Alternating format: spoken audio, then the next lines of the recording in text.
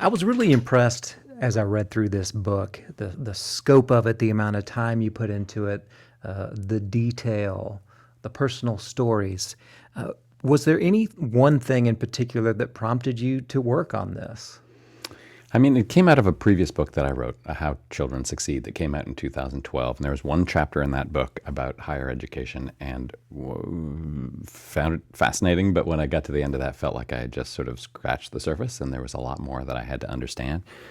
And what was really true for me in terms of how I reported this book is also connected to sort of why I found it a fascinating undertaking, which is that there were sort of two sides to the reporting. There was the reading through reports and economist papers and data sets and trying to understand the big national picture. But then also, as you know from the book, I talked to hundreds of students and write about, a half dozen or so in a lot of detail.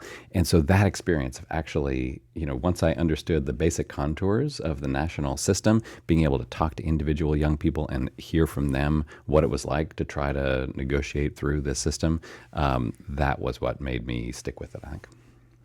That is one of the aspects of the book that I found most enjoyable is that, yes, you did include a lot of numbers and facts and, outcomes of studies and things of that nature that can be technical and at times dry. At the same time, you interspersed all of these personal stories, and even sometimes from chapter to chapter, we visited the same student. Mm-hmm. And I found that very informative. It made the numbers come alive. Yeah, I mean, I feel like, so that's something that I've tried to do in all four of my books, is balance out the personal stories with the big picture. And I found as a writer, it's a challenge to get that balance just right. And I feel like the temptation, I feel like, as a magazine writer, which I used to be, and as a book writer, is to try to sort of slot characters into specific roles and then shave down their stories so that they perfectly fit, whatever psychology study or economics paper I'm trying to illustrate. And I really tried to resist that in the reporting for this book and let these students really be individuals in all their complicated, teenage and early 20s selves.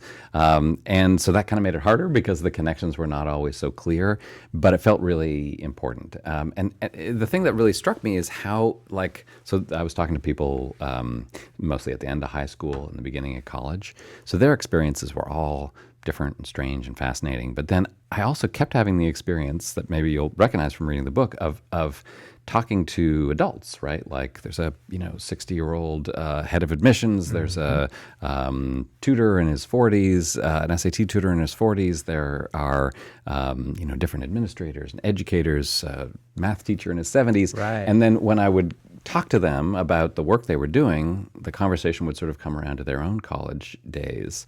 And maybe it's not a coincidence. Maybe the reason I was drawn to these characters was that they had these different ideas about higher education. But in every case, their stories of the end of high school and the beginning of college and their time in college were complicated in their own way.